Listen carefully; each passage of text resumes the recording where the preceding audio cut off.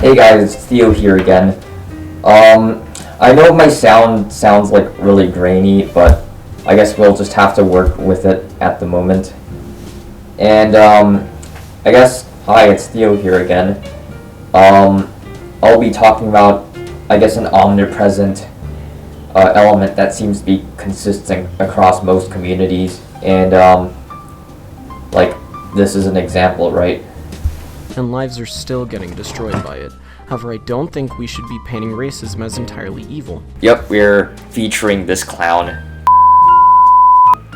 And yeah, let's give him a little profile picture and put some clown regalia on him. I don't know, that's something that I usually do, just put clown regalia on someone I'm arguing against. I'm going to actually try to pick apart each argument piece by piece, since most people who did cover this topic kind of just pointed out the obvious or just used ad hominems, right?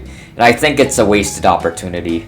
So for this video, I want to actually analyze each of the points he's making and make good counter arguments. So yeah, let's begin. A lot of people don't know this, but racism is actually the natural state for a lot of people, and has been for most of history.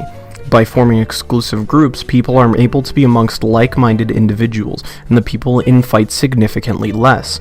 So the first point he makes is racism, or an emergent property of ethnic nationalism in a broader sense, being historically universal, is a pretty recent concept, despite him arguing that it's been a sort of static fixture throughout history.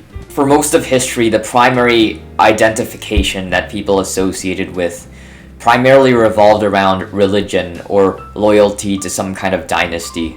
Like if you asked a peasant in Russia during the 1400s what nationality he belongs to, he would answer by saying, "I'm an Orthodox Christian," for instance, rather than saying, "I'm a Russian," or "I'm a Muscovite," or something along those lines. And this primary ideology continued until the 1700s, where it started to wither away and replaced with nationalism of some sort, at least in many parts of the world. That's why the traditional empire tended to have a lot more legitimacy when it came to more diverse groups of people. Like a good example of this would be the Albanians within the Ottoman Empire. Despite appearing quote-unquote white, they still associated with others within the Ottoman Empire, rather than, for instance, Catholic Austria. And this primarily revolved around religion. And this particular social order was maintained throughout the majority of history. Okay, next point. Feeling.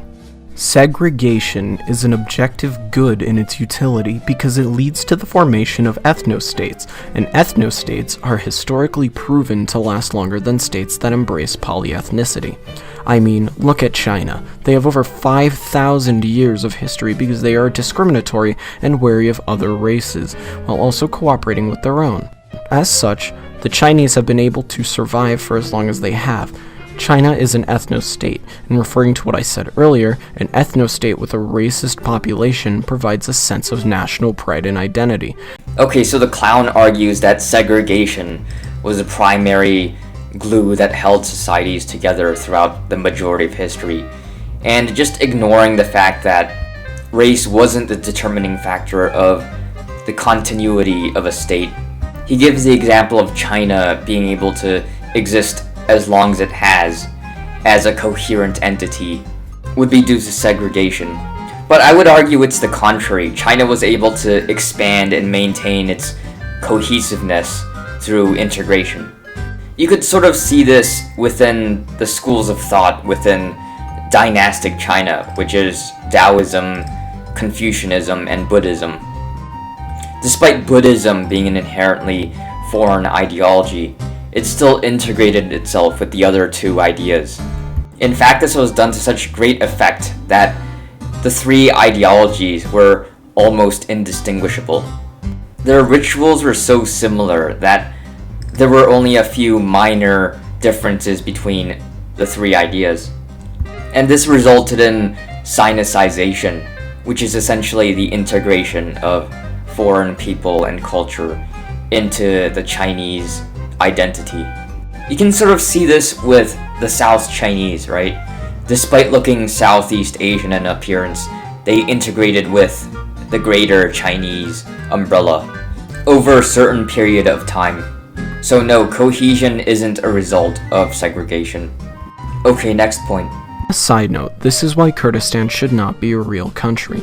It doesn't deserve to be one. Kurds say they need independence, but the difference between the Kurds and the Turks is entirely cultural and not racially related at all. If the Kurds were to just accept their racial disposition, then they would be a united state.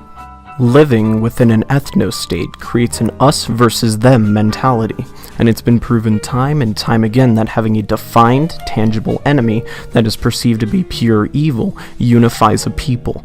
By comparison, blurring the lines of morality with all this not all black people talk just weakens everyone's resolve.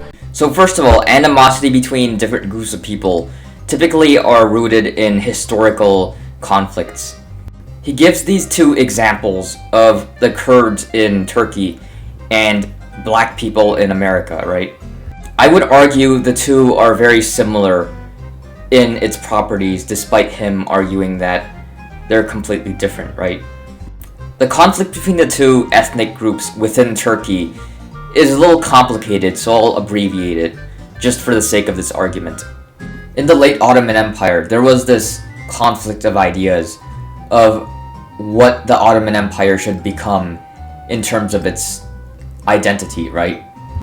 Like during the period, the two ideologies that would have been compatible with the Kurds, for instance, would have been Neo-Ottomanism or Pan-Islamism. With the former being pretty self-explanatory, right? Just the people encompassing the Ottoman Empire during the period. And the latter actually having some kind of base of legitimacy, right? Due to the Ottoman Sultan during the period actually holding the title of Caliph.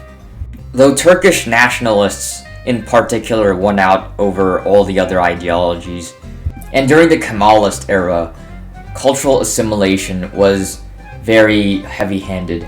And that's where the animosity between the two peoples arise from. And the story with black people is pretty self-explanatory, since the clowns will basically accuse me of being cliché. The point I'm making, essentially, is the input and the output is the same, and there's no reasoning as to how they're different, whether it's concrete or implicit. Okay, next point. Acceptance and aid of other countries is actively screwing us over.